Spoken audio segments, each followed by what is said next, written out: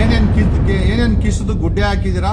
ಬರೀ ಆ ಧರ್ಮಸ್ಥಳದ FIR ನಂಬರ್ 39/2025 ಭೀಮಾ ಅಲಿಯಾಸ್ ಚಿನ್ನಾಯ ಕೊಟ್ನಲ್ಲ, ಅದನ್ನ ಬಿಟ್ಟು ಇರೋ ಟೋಲ್ಗೆ ಇರೋ ರಾಷ್ಟ್ರೀಯ ಹೆದ್ದಾರಿನ ಬೆಳಗಾವಿಯಿಂದ ಬೆಂಗಳೂರಿಗೆ ಫುಲ್ ಕಿತ್ತಾಕ್ಬಿಟ್ಟಿದ್ದಾರೆ. ಫುಲ್ ಕಿತ್ತಾಕಿ ಕಂಪ್ಲೇಂಟ್ ಕೊಡ್ಲಿ ನನ್ನ ಮೇಲೆ, ಏನ್ ಬೇಕಾದ್ರೂ ಮಾಡ್ಕೊಳ್ಳಿ. ನಾನು ಕಂಪ್ಲೇಂಟ್, ನನಗೇನ್ ಸಮಾಜ ಒಳ್ಳೇದಕ್ಕೋಸ್ಕರ ಬರ್ದೀನಿ, ನಾನು ವೈಯಕ್ತಿಕವಾದ ಲಾಭಕ್ಕೆ ನಾನು ಏನೂ ಬರ್ಕೊಂಡಿಲ್ಲ. ಹಾಯ್ ಹಲೋ ನಮಸ್ತೆ, ನಾನು ರಾಜು ಅಷ್ಟೇ. ನೀವು ನೋಡ್ತಿದ್ದೀರಾ centre point Kannada YouTube channel. Lawyer Jagadish ಅವರ ವಿರುದ್ಧ ಬಾಹ್ಯಾಕಾಶ ಮತ್ತು ರಕ್ಷಣಾ ವಿಶ್ಲೇಷಕರಾಗಿರುವಂತಹ ಗಿರೀಶ್ ಲಿಂಗಣ್ಣನವರು ಆರೋಪಗಳ ಸುರಿಮಳೆಯನ್ನ ಮಾಡಿದ್ದಾರೆ. ಮಾತಿನ ಮೇಲೆ ನಿಗಾ ಇಲ್ಲದಂತಹ ಲಾಯರ್ ಜಗದೀಶ್ ಅವರು ಸಮಾಜಕ್ಕೆ ಕೆಟ್ಟ ಸಂದೇಶವನ್ನ ಕೊಡ್ತಾ ಇದ್ದಾರೆ ಮತ್ತು ಕೆಲವೊಂದು ಆರೋಪಗಳನ್ನು ಕೂಡ ಗಿರೀಶ್ ಲಿಂಗಣ್ಣನವರು ತಮ್ಮ ಫೇಸ್ಬುಕ್ ಪೇಜ್ನಲ್ಲಿ ಬರ್ಕೊಂಡು ಲಾಯರ್ ಜಗದೀಶ್ ಅವರ ವಿರುದ್ಧ ಕೆಂಡಕ್ಕಾರಿದ್ದಾರೆ ಮತ್ತು ಕೆಲವೊಂದು ಕುತೂಹಲದ ಪ್ರಶ್ನೆಗಳನ್ನ ಕೂಡ ಕೇಳಿದ್ದಾರೆ. ಹಾಗಾದ್ರೆ ಲಾಯರ್ ಜಗದೀಶ್ ಅವರ ವಿರುದ್ಧ ಆರೋಪ ಮಾಡಲಿಕ್ಕೆ ಗಿರೀಶ್ ಲಿಂಗಣ್ಣವರಿಗೆ ಯಾಕೆ ಮುಖ್ಯ ಕಾರಣ ಅನಿಸ್ತು? ಜೊತೆಗೆ ಇವೆಲ್ಲ ಆರೋಪಗಳ ಬಗ್ಗೆ, ಅಂದ್ರೆ ಲಾಯರ್ ಜಗದೀಶ್ ಅವರ ವಿರುದ್ಧವಾಗಿ ಮಾಡಿದಂಥ ಆರೋಪಗಳ ಬಗ್ಗೆ ಸಮಗ್ರವಾಗಿ ಮಾತನಾಡಲಿಕ್ಕೆ ನಮ್ಮ ಜೊತೆ ಸ್ವತಃ ಬಾಹ್ಯಾಕಾಶ ಮತ್ತು ರಕ್ಷಣಾ ವಿಶ್ಲೇಷಕರಾಗಿರುವಂತಹ ಗಿರೀಶ್ ಲಿಂಗಣ್ಣನವರಿದ್ದಾರೆ. ಸರ್ ನಮಸ್ತೆ. ನಮಸ್ತೆ ಸರ್. ಸರ್, ನಾನು centre point Kannada YouTube channel ಮಾತಾಡ್ತೀನಿ, ರಾಜು ಅಷ್ಟೇ ಅಂತ. ಹೇಳಿ ಸರ್. ಸರ್, ಇದು ನೀವು ಲಾಯರ್ ಜಗದೀಶ್ ಅವರ ಬಗ್ಗೆ ಕೆಲವೊಂದು ಆರೋಪಗಳನ್ನ ಅಥವಾ ನೀವು ಸಾರ್ವಜನಿಕ ಹಿತಾಸಕ್ತಿಯ ದೃಷ್ಟಿಯಿಂದ ಕೆಲವೊಂದು ಆರೋಪಗಳನ್ನ ಪಟ್ಟಿ ಮಾಡಿದೆ, ನಿಮ್ಮ ಫೇಸ್ಬುಕ್ ಕೂಡ ಹಂಚಿಕೊಂಡಿದ್ರಿ ನಿನ್ನೆ ಮತ್ತು ಇವತ್ತಿಂದ. ಬೀಯಿಂಗ್ ಡಿಫೆನ್ಸ್ ಎಕ್ಸ್ಪರ್ಟ್ ಅಥವಾ ಬಾಹ್ಯಾಕಾಶ ಮತ್ತು ರಕ್ಷಣಾ ವಿಶ್ಲೇಷಕ, ಆ ಒಂದು ಇಂಟ್ರೆಸ್ಟ್ ಇಂದ how it attract towards lawyer Jagadish ಅಂತ? ಅಲ್ಲ, ನಾನು ಡಿಫೆನ್ಸ್ ಸ್ಪೇಸ್ ಎಲ್ಲ ಬರೀತಾ ಇರೋದೇ ಜನಕ್ಕೆ ಒಂದು ಉಪಯುಕ್ತವಾದ ಮಾಹಿತಿ ಸಿಕ್ಲಿ, ನಮ್ಮ ದೇಶದ ಮೇಲೆ ಅತಿ ಹೆಚ್ಚು ಒಂದು ಪೇಟ್ರಿಯಾಟಿಸಮ್ ಬೆಳೀಲಿ ಅನ್ನೋ ಒಂದು ಉದ್ದೇಶದಿಂದಾನೇ ನಾನು ಇಂಗ್ಲಿಷು ಮತ್ತೆ ಕನ್ನಡ ಎರಡು ಭಾಷೆಯಲ್ಲೂ ನಾನು ಬರಿತಾ ಬರ್ತಾ ಇದ್ದೀನಿ. Okay sir. ನಾನು ಯಾವುದೇ ರಾಜಕೀಯದ ಬಗ್ಗೆ ಆಗ್ಲಿ ಅದ್ರ ಬಗ್ಗೆ ನನಗಷ್ಟು ಆಸಕ್ತಿ ಇಲ್ಲ, ನಾನು ಬರೆಯಕ್ ಹೋಗ್ತಾ ಇಲ್ಲ. Okay sir.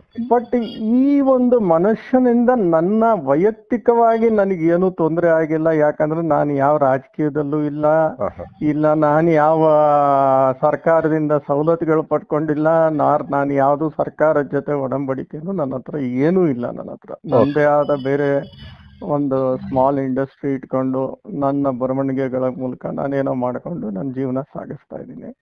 ಬಟ್ ಇದು ಯಾಕೋ ಈ ಸೋಷಿಯಲ್ ಮೀಡಿಯಾಗಳಲ್ಲಿ ಇದು ಅತಿ ಹೆಚ್ಚಾಗಿ ಬರೋಕ್ ಶುರುವಾಯ್ತು. ಈ ಸ್ಯಾಟಿಲೈಟ್ ಬಗ್ಗೆ ಬರೋದ್ ಕಮ್ಮಿ ಆಗೋಯ್ತು. ಮೊನ್ನೆ ಹೋಗಿದಂತ 4400 kg ಸ್ಯಾಟಿಲೈಟ್ ಬಗ್ಗೆ ಆಗ್ಲಿ, ನಿಸಾರ್ ಬಗ್ಗೆ ಆಗ್ಲಿ, ನಡೀತಾ ಇರುವಂತ ಡೆವಲಪ್ಮೆಂಟ್ಸ್ ಗಳ ಬಗ್ಗೆ ಆಗ್ಲಿ ಎಲ್ಲಾನು ಬರಕ್ಕೆ ಕಮ್ಮಿ ಆಯ್ತು. ಬಟ್ ಜನ ಇದ್ರ ಮೇಲೆ ಉತ್ಸಾಹ ತೋರ್ಸಕ್ ಶುರು ಮಾಡಿದ್ರಿ. ಈ ಅಪ್ಪ ಹುಚ್ಚುಚ್ಚನಾಗ್ ಮಾತಾಡೋ ಅಂತ ಒಂದು ಕೆಲವು ಇದನ್ನ ಒಂದ್ ದಿವಸ ಯಾರ್ದೋ ಮೇಲೆ ಆರೋಪ ಮಾಡೋದು, ಇನ್ನೊಂದ್ ದಿವಸ ಆರೋಪನೇ ಇಲ್ಲ. ಅದು ಯಾವ್ದಕ್ಕೂ ತಾರ್ಕಿಕ ಕೊನೆನೇ ಇಲ್ಲ. ಯಾವೊಬ್ಬ ಆರೋಪಕ್ಕೂ ತಾರ್ಕಿಕ ಕೊನೆ ಇರಲ್ಲ. ಸುಮ್ನೆ ಓಪನ್ ಮಾಡೋದು, ನಾನು BMW ಕಾರ್ ಅನ್ನೋದು, ಕೆಂಪೇಗೌಡ್ರ ವಂಶ ಅನ್ನೋದು. ನಾವು ಗೌಡ್ರೆಲ್ಲಾನು ಕೆಂಪೇಗೌಡ್ರ ವಂಶನೇ. 13% ಗೌಡ್ರಿದ್ದಾರೆ. ಕೆಂಪೇಗೌಡ್ರು ಮಾಡಿರೋ ಅಷ್ಟು ಅವ್ರ ಹೆಸರು ಹೇಳ್ಕೊಂಡು ನಾವು ಬದುಕಕ್ಕಾಗತ್ತ? ಅವ್ರು ಇದ್ದಿದ್ದಂತ ವಿಷನ್, ಅವ್ರು ಇದ್ದಿದ್ದಂತ ಡೆವಲಪ್ಮೆಂಟ್ ವಿಷನ್, ಅವ್ರು ಇದ್ದಿದ್ದಂತ ಇದು ತುಂಬಾನೇ ಇತ್ತು. ಅದು ಬಹಳ ವಿಶಾಲವಾಗಿತ್ತು. ಅವರು ಜೈಲ್ಗೂ ಹೋಗ್ತಾರೆ. ಈ ನಾಣ್ಯಗಳ ಕರೆನ್ಸಿ, ನಾನು ಅದನ್ನು ಬರ್ದಿದ್ದೀನಿ, ಕರೆನ್ಸಿ ಪ್ರಿಂಟ್ ಮಾಡಕ್ ಹೋಗಿ, ನಮ್ಮ ಎಕನಾಮಿಕಲಿ ಡೆವಲಪ್ ಮಾಡಕ್ ಹೋಗಿ ಅವ್ರು ಜೈಲ್ ತನಕ ಹೋಗಿ ಬರ್ತಾರೆ. ಅಂತ ಮನುಷ್ಯನ ಹೆಸರಿಟ್ಕೊಂಡು ಇನ್ಯಾರನ್ನೋ ಕೆಟ್ಟದಾಗ್ ಬೈಕೊಂಡು, ಒಬ್ರನ್ನ ಹೊಗಳೋದು, ಒಬ್ರನ್ನ ಬೈಯೋದು, ಒಬ್ರನ್ನ ಹೊಗಳೋದು, ಒಬ್ರನ್ನ ಬೈಯೋದು, ಯಾರನ್ನ ಬೈದೋ ಇನ್ನೊಂದ್ 2 ದಿವಸಕ್ಕೆ ಅವ್ರನ್ನ ಹೊಗಳೋದು, ಅದನ್ನ ಮಾಧ್ಯಮದವರು ವಿಜೃಂಭಿಸೋದು. ಅವ್ರನ್ನ ಹಿರಿಯ ವಕೀಲರು ಅನ್ನೋದು, ಹಿರಿಯ ವಕೀಲರು ಅಂದ್ರೆ ಅವ್ರದೇ ಆದ ಒಂದು ಡಿಗ್ನಿಟಿ ಇರುತ್ತೆ, ಮತ್ತೆ ಎಕ್ಸ್ಪೀರಿಯನ್ಸ್ ಇರುತ್ತೆ. ಅವರೊಬ್ರು ಸೀನಿಯರ್ ಕೌನ್ಸಿಲ್ ಅಂತ ಕರ್ಸ್ಕೋಬೇಕಾದ್ರೆ ಕೋರ್ಟ್ ಅಲ್ಲಿ ಹೌ ಮಚ್ ಆಫ್ ಎಫರ್ಟ್ಸ್ ಅವ್ರು ಹಾಕಿರ್ತಾರೆ ಅದ್ರ ಮೇಲೆ. ಅದನ್ನ ಮಾಧ್ಯಮದವರು ಬಹಳ ಒಂಥರ ಏನಂದ್ರೆ ಬಹಳ ಲೂಸ್ ಆಗಿ ಇವ್ರನ್ನ ಯೂಸ್ ಮಾಡ್ಕೊಂಡು, ನೀವ್ ಹಿರಿಯ ವಕೀಲರಾಗಿದ್ದೀರಾ ಅಂತದೆಲ್ಲ ನೋಡಿದ್ರೆ ಇದೇನಪ್ಪ ಸಮಾಜ ಯಾವ ದಿಕ್ಕಿಗೆ ಹೋಗ್ತಾ ಇದೆ ಅನ್ಸ್ತಾ ಇದೆ ನನ್ಗೆ. ಜನ ಇದ್ರಲ್ಲೇ ಮರಳಾಗ್ತಾ ಇದಾರ. ನಿಜವಾಗ್ಲೂ ದೇಶಕ್ಕೆ ಬೇಕಾಗಿರೋಂಥದ್ದು ಏನು? ನಿಜವಾಗ್ಲೂ ನಾವು ದೇಶದ ಕಡೆ ಯಾವ ಕಡೆ ಫೋಕಸ್ ಮಾಡ್ಬೇಕು, ಯಾವ ಕಡೆ ನಾವು ಮುನ್ನಡಿಬೇಕು, ಎಲ್ಲೋ ದಿಕ್ಕು ತಪ್ಪಿಸ್ತಾ ಇರೋವಂತ ಒನ್ ಆಫ್ ದಿ ಪ್ರಾಬ್ಲಮ್ ಅನ್ಸ್ತು ಈ ಮನುಷ್ಯನ್ ನೋಡ್ತಾ ನನಗೆ. ಸೊ ಅದರಿಂದ ಬರ್ದೆ ಹೊತ್ತು ವೈಯಕ್ತಿಕವಾಗಿ ನಾನು ಅವ್ರನ್ನ ನೋಡಿಲ್ಲ, ಅವರಿಂದ ನನಗೆ ಯಾವ ತೊಂದರೆನೂ ನನಗೇನು ಆಗಿಲ್ಲ. ನಾನು only I try to do a small correction, let me begin. ಬರೇ ಡಿಫೆನ್ಸ್ ಸ್ಪೇಸ್ ಬರಿತಾನೆ ಇರ್ತೀನಿ, ಅದು ಜೀವನ ಪೂರ್ತಿ ಬರೀತೀನಿ, ಅದು ಬೇರೆ ವಿಷಯ. ಬಟ್ ಅಟ್ಲೀಸ್ಟ್ ಸಮಾಜಕ್ಕೆ ಒಂದು ಚೂರಾದ್ರೂ ಕರೆಕ್ಷನ್ಸ್ ತಿಳುವಳಿಕೆ ಕೊಡ್ತಾ ಹೋಗ್ಬೇಕು. ಇಲ್ದಾದ್ರೆ ಎಲ್ಲೋ ಈ ಯುವ ಪೀಳಿಗೆ ಇದ್ರಲ್ಲೇ ಎಲ್ಲೋ ಮೋಸ ಹೋಗ್ತಾರೆ. ಯಾವ್ದೋ ಆಟೋದವ್ರು ನಾವು ದೂಷಿಸೋದು, ಅವ್ರ ಜೀವನಕ್ಕೆ ಅವ್ರು ಏನೋ ಮಾಡ್ಕೋತಾರೆ. ನೀವು BMW ಕಾರ್ ತಗೊಂಡಿದೀನಿ, ನನ್ 1000 ಕೋಟಿ ಇದೆ, ಎಲ್ಲಿಂದ ಬಂತು ಅಷ್ಟು ದುಡ್ಡು? ಅದೇ ಕೇಳ್ಬೇಕಂತಿದ್ದೆ. BMW ಕಾರು ಎಷ್ಟು, ನಿಮ್ ಬಾಡಿಗೆ ಎಷ್ಟಿದೆ? ITL ಫೈಲ್ ಮಾಡಿದೀರಾ ನೀವು? IT ಫೈಲ್ಗೆ BMW ಕಾರ್ ತಗೊಳಕ್ ಏನಾರು ಟ್ರ್ಯಾಕ್ ಮಾಡಕ್ ಆಗತ್ತಾ? ಯಾರನೋ ಪೊಲೀಸ್ ಬೈತೀರಾ, ಬೈರಿ, ಕರಪ್ಷನ್ ಇರೋ ಕಡೆ ನಾನು ನಿಮ್ಮನ್ನ ಧ್ವನಿ ಕೂಡ್ಸಿ ನಾನು ಸಪೋರ್ಟ್ ಮಾಡ್ತೀನಿ. ಬಟ್ ಅದನ್ನ ತಾರ್ಕಿಕ ಅಂತ್ಯಕ್ಕೆ ತಗೊಂಬನ್ನಿ. ಸುಮ್ನೆ ಹೋಗೋದು, ಯಾವ್ದೋ ಫೋಟೋ ತೋರ್ಸೋದು, ಲೋಕಾಯುಕ್ತಕ್ಕೆ ಹೋಗಿದ್ದೆ ಅನ್ನೋದು, CM ನ ನೋಡಕ್ ಹೋಗಿದ್ದೆ ಅನ್ನೋದು, ನಾನು ಬೆಳಿಗ್ಗೆ ಆದ್ರೆ CM ಆಗ್ತೀನಿ ಅನ್ನೋದು, ಏನೇನೋ ಬರೀ ಹುಚ್ಚುಚ್ಚನಂಗ್ ಮಾತಾಡ್ಕೊಂಡು ಸಮಾಜನ ಎಲ್ಲೋ ದಿಕ್ ತಪ್ಪಿಸ್ತಾ ಇದಾರೆ ಅನ್ಸ್ತಿತ್ತು ನನಗೆ. ಧರ್ಮಸ್ಥಳ ಕೇಸಲು ಸ್ವಲ್ಪ ಅಂದ್ರೆ ನಾನು ಧರ್ಮಸ್ಥಳದ ಕೇಸ್ ಆದ್ರೂನು ನಾನು ಇವ್ರ ಪರ ಆ ಪರ ನಾನು ಏನು ಮಾತಾಡ್ತಿಲ್ಲ. ಯಾವ ಹೆಣ್ಮಕ್ಳು ಸತ್ರು ಅವ್ರಿಗೆ ನೀವು ನ್ಯಾಯ ಸಿಗ್ಬೇಕು, ಅದು ನನ್ನ ಇದು ಅಷ್ಟೇ. ಒನ್ ಲೈನ್ ಅಜೆಂಡಾ ಅಷ್ಟೇ. ನಾನು ಈ ಪಾರ್ಟಿನೋ ಆ ಪಾರ್ಟಿನೋ, ಇವ್ರು ಈ ಗ್ಯಾಂಗೋ ಆ ಗ್ಯಾಂಗ್, ನಾನು ಅದ್ರ ಬಗ್ಗೆ ಯಾವತ್ತೂ ನಾನು ಅದ್ರ ಬಗ್ಗೆ ತಲೆ ಕೆಡ್ಸ್ಕೊಂಡವನಲ್ಲ.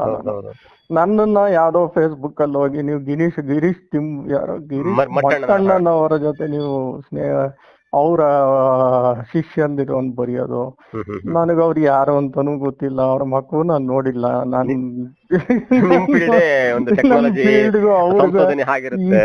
ಆಗಿರೋದು ನಾನು ಯಾಕೆ ಹೋಗಿ ಅವ್ರನ್ನ ನಂಬ್ಕೊಂಡು ಅವ್ರ ಹೇಳಿಕೆ ಇಟ್ಕೊಂಡು ನಾನು ಯಾಕೆ ಮಾತಾಡಕ್ ಹೋಗಿ? ಸೊ ಇದೆಲ್ಲ ಎಲ್ಲೋ ಅನ್ಸ್ತಿತ್ತು ಸಮಾಜದಲ್ಲಿ. ನಾವು ಸುಮ್ನೆ ಏನು ಬೇಡಪ್ಪ, ನಮ್ಗೆ ನಮ್ದೇ ನಾವು ಬರ್ಕೊಂಡು ಹೋಗ್ತೀವಿ ಅಂದ್ರೆ ಎಲ್ಲಿ ನಾವು ಬರಿತಾ ಇರೋದು ಏನಕ್ಕೆ ಬರಿತಾ ಇದೀವಿ? ತಿಳುವಳಿಕೆ ಇರ್ಲಿ ಅನ್ನೋಕ್ಕೋಸ್ಕರ ನಾನು ಬರಿತೀನಿ ಇವತ್ತು. ಬಟ್ ಈ ತರ ಅವ್ರನ್ನು ನಾವು ಕರೆಕ್ಟ್ ಮಾಡ್ಬೇಕಾಗತ್ತೆ, ಜನಕ್ಕೆ ಒಂದು ಸಂದೇಶ ಕೊಡ್ಬೇಕಾಗತ್ತೆ. ಇಲ್ಲ ಎಲ್ಲೋ ಸಮಾಜ ದಿಕ್ ತಪ್ಪುತ್ತೇನೋ ಅನ್ನೋ ಒಂದು ಇದಕ್ಕೋಸ್ಕರ ಬರದೆ ಹೊತ್ತು ವೈಯಕ್ತಿಕವಾಗಿ ನನಗೇನು ಅವರಿಂದ ತೊಂದರೆ ಆಗಿಲ್ಲ, ಯಾವುದೇ ವಿಧವಾದ ತೊಂದರೆ. ನಾನು ಅವ್ರು ನೋಡು ಇಲ್ಲ, ಸಂಪರ್ಕವೂ ಇಲ್ಲ, ನನಗೇನೂ ಇಲ್ಲ, ನನಗ್ ತೊಂದ್ರೆನೂ ಆಗಿಲ್ಲ. ಮನಸ್ಥಿತಿ ಚೇಂಜ್ ಮಾಡಿ ಸಮಾಜದಲ್ಲಿ ಒಂದು ದ್ವಂದ್ವ ಉಂಟು ಮಾಡಬಾರ್ದು ಅಷ್ಟೇ. ನೀವೇನಾರು ಓಡಾಡ್ತೀರಾ ಯಾವ್ದಾದ್ರು ಒಂದು ಇಶ್ಯೂ ಇಟ್ಕೊಂಡು, ಅದು ತಾರ್ಕಿಕ ಅಂತ್ಯ ತಗೊಂಬನ್ನಿ. ಅದು ಪಾಸಿಟಿವ್ ಆಗುತ್ತೋ, ನೀವ್ ಹೇಳ್ದಂಗೆ ಗೆಲ್ತಿರೋ ಸೋಲ್ತಿರೋ ಅದ್ರ ಬಗ್ಗೆ ಅಲ್ಲ, ಬಟ್ ಅದಕ್ಕೆ ಅಂತ್ಯ ತರಬೇಕು. ಸುಮ್ನೆ ಇವತ್ತೊಂದ್ ಮಾತಾಡೋದು, ನಾಳೆ ಬೆಳಿಗ್ಗೆ ಒಂದ್ ಮಾತಾಡೋದು. ಕೆಲವು ಯೂಟ್ಯೂಬ್ ಮಾಧ್ಯಮಗಳು, ಮೇನ್ ಸ್ಟ್ರೀಮ್ ಮಾಧ್ಯಮಗಳು ಇದನ್ನ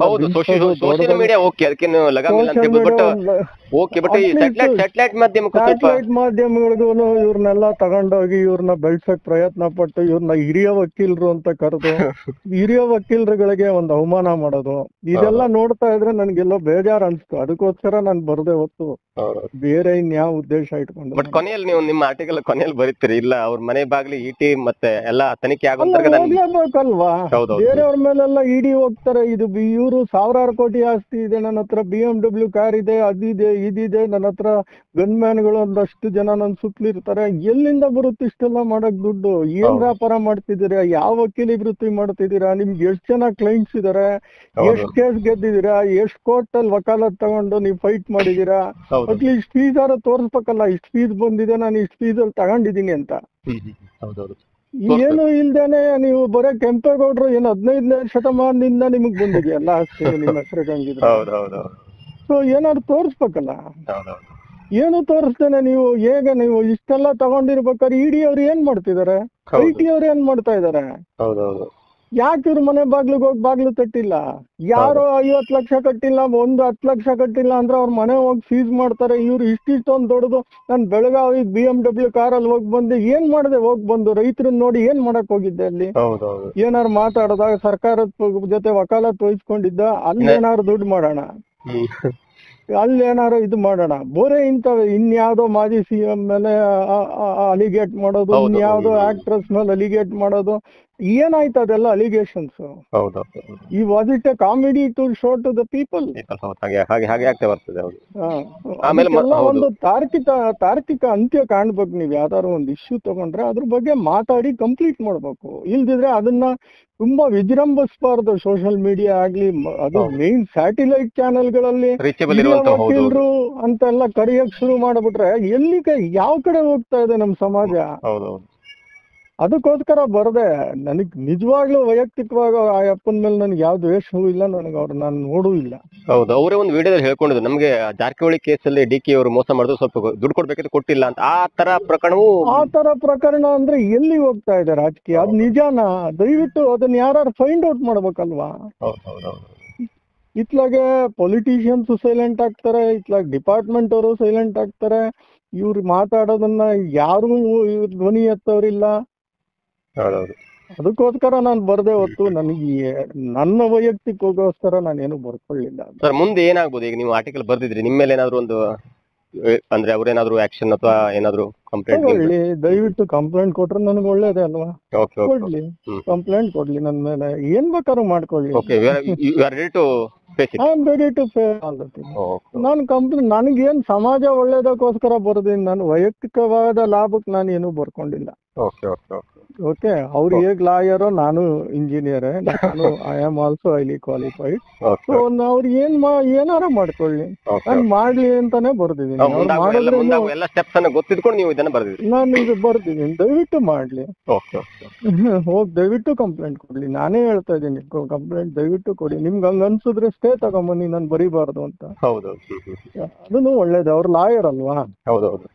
ಅವ್ರು ಸ್ಟೇ ತರ್ಬೋದು ನನ್ನ ಮೇಲೆ. ಈ ಲಾಯರ್ ಜಗದೀಶ್ ಅವ್ರ ಮಾತು, ಕೆಲವೊಂದು ಬಿಗ್ ಬಾಸ್ ಅಲ್ಲಿ ಕಚ್ಚಟ, ಇವೆಲ್ಲವೂ ಕೂಡ ಸಮಾಜವನ್ನ ಯಾಕೆ ಇಂಥವ್ರನ್ನೆಲ್ಲ ಎಂಟರ್ಟೈನ್ ಮಾಡ್ತಾರೆ ಅನ್ನೋದು ಒಂದು ನನಗೊಂದು ಹೌದೌದು, ಎಲ್ಲವೂ ಕೂಡ ಸಮಾಜದ ಒಳ್ಳೇದ್ ಮಾಡಕ್ ಮಾಡ್ತಾರೋ ಇಲ್ಲ ಸಮಾಜನ ಹಾಳು ಮಾಡಕ್ ಮಾಡ್ತಾರೋ ನನಗೂ ಅರ್ಥ ಆಗ್ತಾ ಇಲ್ಲ. ಹೌದು, ಎಲ್ಲವೂ ಕೂಡ ಸಮಾಜಕ್ಕೆ ಒಂದ್ ಸ್ವಲ್ಪ ಮುಳ್ಳಾಗಿ. ಯಾರು ಒಂದು ಒಳ್ಳೆ ಇವ್ರನ್ನ ಕರ್ಕೊಂಬಂದ್ ಮಾಡ್ಲಿ ಶೋನ, ಒಂದ್ ಸಮಾಜಕ್ಕೊಂದು ಒಳ್ಳೆ ಸಂದೇಶ ಕೊಡುವಂತ ಸಬ್ಜೆಕ್ಟ್ಸ್ ಗಳು ಮಾಡ್ಲಿ. ಹೌದೌದು. ಈ ತರ ಜನಗಳನ್ನ ಇಟ್ಕೊಂಡು ಹುಚ್ಚುಚ್ಚರಂಗ್ ಆಡ್ಕೊಂಡು ಯುವ ಪೀಳಿಗೆಗನ ಈ ಜೆನ್ಝೆಡ್ ಅವರು ಬಹಳ ಸೂಕ್ಷ್ಮವಾದ ಜನ. ಹೌದೌದು. ಆ ಮನ್ಸನ್ನ ಹಾಳು ಮಾಡಿದ್ರೆ ದೇಶ ಹಾಳಾಗ್ಬಿಡುತ್ತೆ, ಉದ್ರಿಕ್ತವಾಗ್ಬಿಡುತ್ತೆ. ಸೊ ಅದನ್ನ ಆಗ್ಬಾರ್ದು ಅನ್ನೋಕ್ಕೋಸ್ಕರ ಮಾಡದೆ ಹೊತ್ತು ಬೇರೆ ಇನ್ನೇನು ಇಲ್ಲ. ಅವ್ರಿಗೆ ಅನ್ಸಿದ್ರೆ ದಯವಿಟ್ಟು ಕಂಪ್ಲೇಂಟ್ ಕೊಟ್ರು ತೊಂದ್ರೆ ಇಲ್ಲ. ಓಕೆ ಸರ್, ತಮ್ಮೆಲ್ಲ ಮಾಹಿತಿಗೆ ಧನ್ಯವಾದಗಳು ಸರ್. ಧನ್ಯವಾದ.